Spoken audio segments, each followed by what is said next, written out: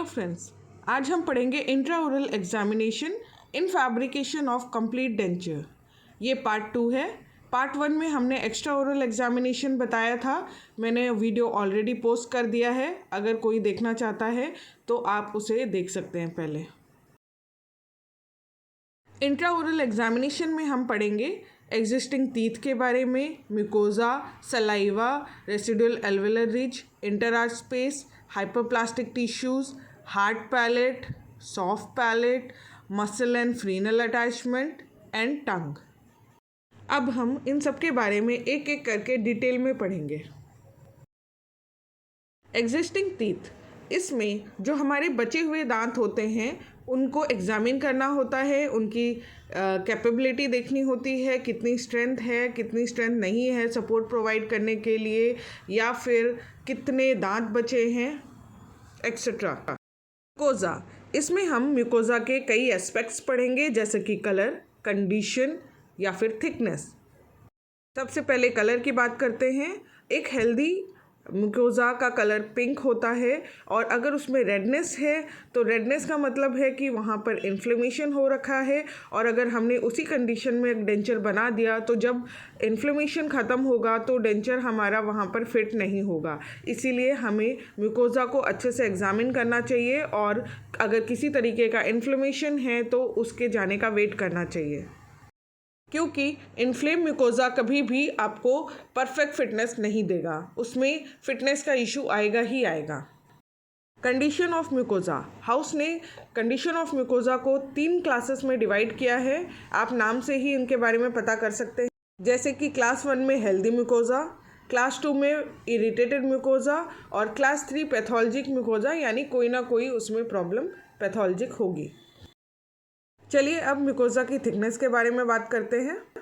Mucosa की thickness अगर very करती है तो डेंचर में प्रेशर को हम इक्वलाइज नहीं कर पाएंगे, और डेंचर के अंडर में जो प्रेशर लगेगा हमारे टिश्यूज़ पे वो डिफरेंट होगा, जिसकी वजह से सोरनेस हो सकती है, आपको अल्सर्स हो सकते हैं। और अगर म्यूकोजा की थिकनेस इवन है हर जगह तो प्रेशर भी इक्वली लगेगा। हाउस ने म्यूकोजा की थिकनेस के अकॉर्डिंग इसको 3 भागों में डिवाइड किया है।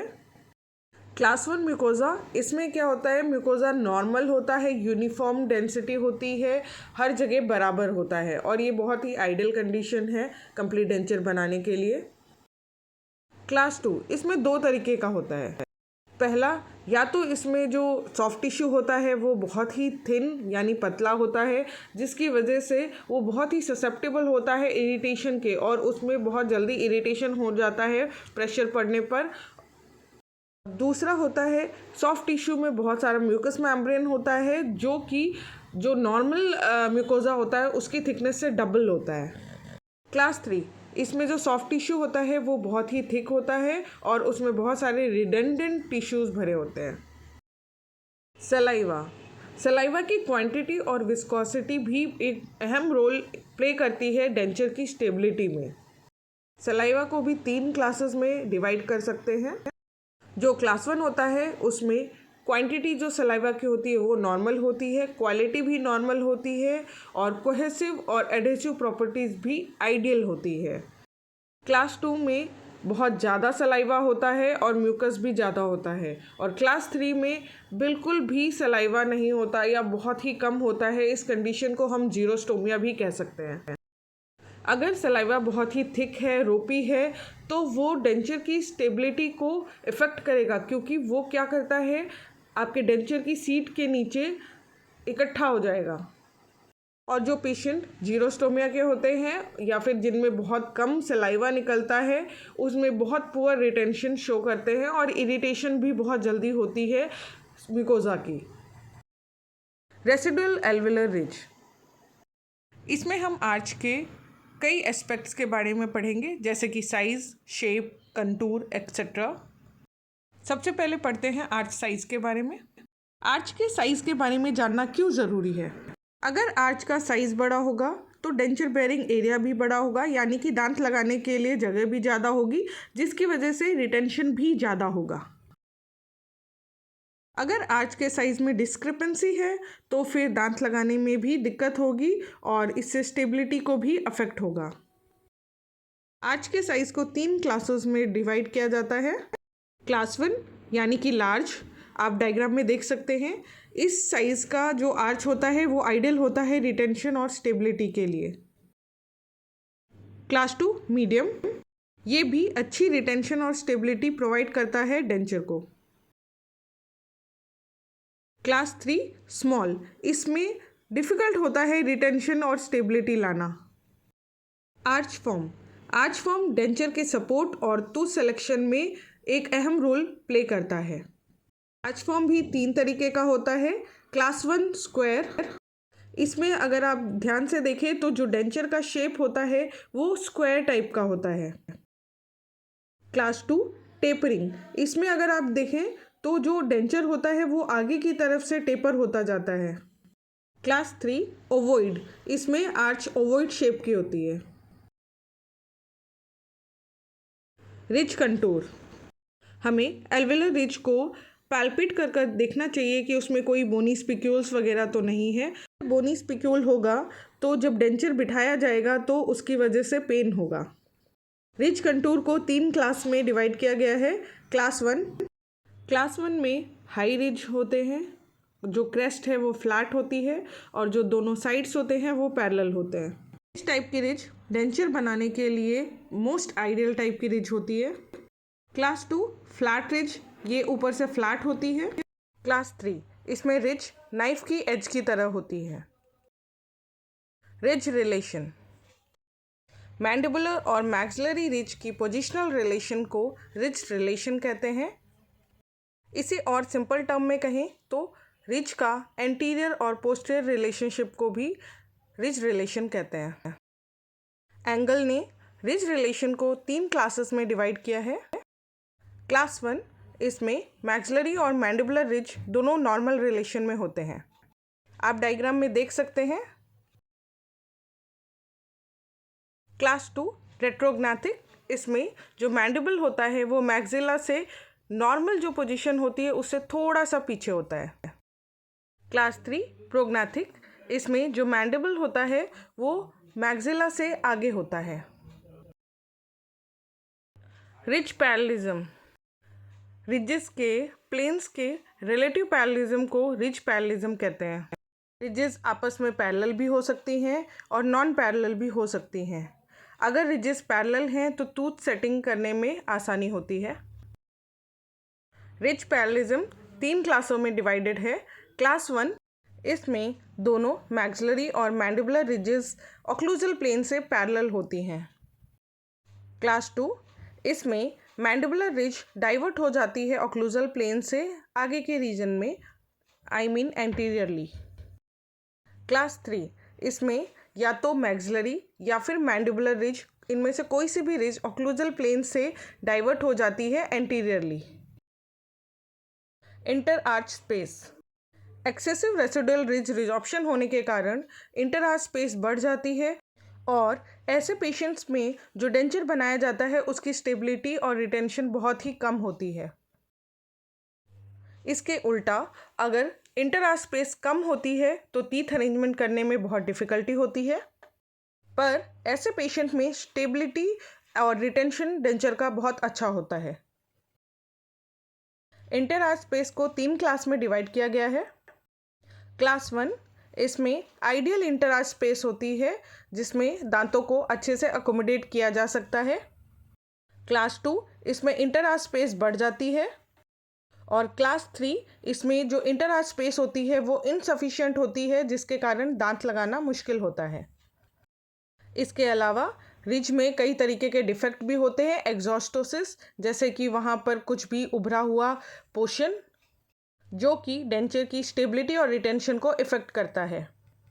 हाइपरप्लास्टिक टिश्यूज़, कई तरीके के हाइपरप्लास्टिक लीजन्स पाए जाते हैं जैसे कि papillary hyperplasia of mucosa, hyperplastic fold etcetera.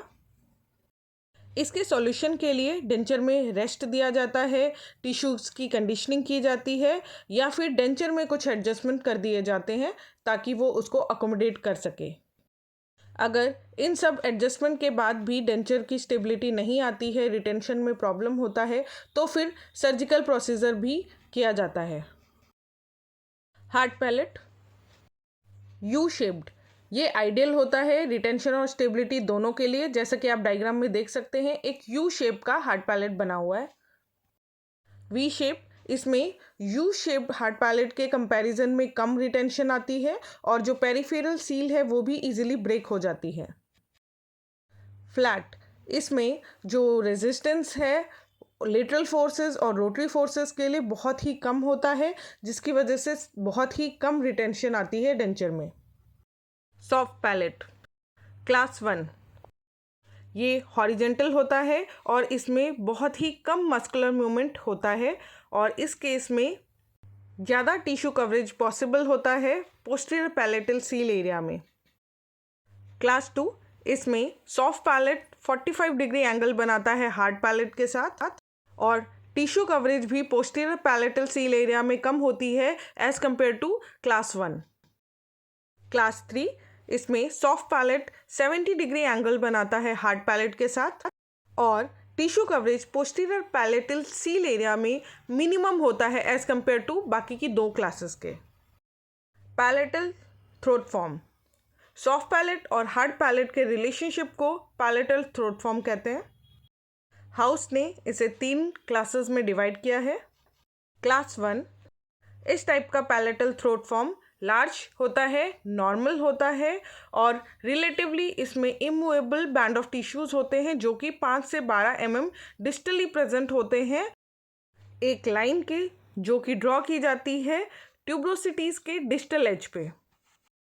Class 2, ये मीडियम साइज़ का और नॉर्मल होता है और इसमें रिलेटिवली जो इमूवेबल रेजिलिएंट बैंड और टिश्यू होते हैं 3 से 5 mm डिस्टली एक लाइन के, जो कि ड्रॉ की जाती है डिस्टल एज ऑफ ट्यूब्रोसिटीज़ के। क्लास 3, इसमें यूजुअली जो मैक्सिला का साइज़ है वो छोटा होता है और इसमें जो टिश्यूज़ का कर्टन है वो एब्रप्टली डाउन हो जाता है 3 to 5 mm interior to the tuberosity के अराउंड जो लाइन खींची जाती है, जो उसके एजेस से जो लाइन खींची जाती है। लैटरल थ्रोट फॉर्म, इसे भी 3 क्लासेस में डिवाइड किया गया है। क्लास 1 डीप, जैसा कि आप डायग्राम में देख रहे हैं। क्लास 2 मॉडरेट और क्लास 3 शैलो। टोराई, टोराई होता क्या है? टोराई एबनॉर्मल बोनी प्रोमिनेंसेस होती हैं जो कि पैलेटल वॉल्ट में या फिर जो हमारा मैंडिबल है उसके लिंगुअल साइड में प्रीमोलर रीजन्स में बोनी प्रोमिनेंसेस होती हैं। हमें डेंचर बनाने के समय टोराई का ध्यान देना चाहिए और जो टोराई के ऊपर की थिन म्यूकोजा होती है उसको प्रिवेंट करने के लिए एडिक्वेट रिलीफ देने की ज़रूरत होती है। टोराई को 3 क्लासेस में डिवाइड किया गया है। क्लास 1, इसमें टोराई या तो एब्सेंट होता है या फिर बहुत ही मिनिमल साइज़, बहुत ही छोटा साइज़ का होता है जो कि डेंचर बनाने में इंटरफेरेंस देता ही नहीं है, इसलिए हमें उसके लिए कुछ भी करने की ज़रूरत नहीं है। क्लास 2, इसमें टोराई का जो साइज़ है वो मॉडरेट होता है, थोड़ी सी डिफ़िकल्टी आती है डेंचर बनाने में। क्लास 3, इसमें जो टोराई का साइज़ है वो बड़ा होता है और डेंचर बनाने में डिफ़िकल्टी भी होती है, हमें इसे सर्जिकली रिमूव करना पड़ता है या फिर कंटूरिंग करनी पड़ती है।